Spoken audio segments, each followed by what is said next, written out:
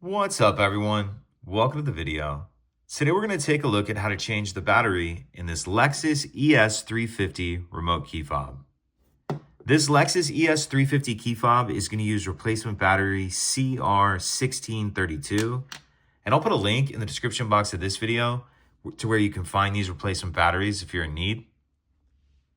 So the first thing I'm going to do is grab my key fob and remove the emergency key that's in the bottom of it. That's done by pressing this release here that my finger's on, and then the emergency key will pull out like that. Now I'm going to hold the key fob with the buttons facing down, and if we take a look in the bottom of it, you can see there's this notch right here that I'm touching with the end of the key, and if you notice, the end of this key has a little bit of a lip on it. So what I'm going to do is put the key in that notch like that, then I'm just going to twist the key like I'm opening a lock, and as I do that, you can see it splits the case apart. Go ahead and pull it apart. And if your circuit board sticks in the back half, go ahead and pull it down like this. I'm just going to set this back in the front half on this rubber piece right here. Now I'm going to use the key to get this battery out. You can see there's a little cutout right here to get your key on the battery.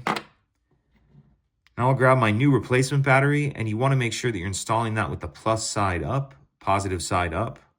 And I'm going to tuck this edge in first down here near that metal battery clip. Tuck that edge in first, then snap the battery down into place.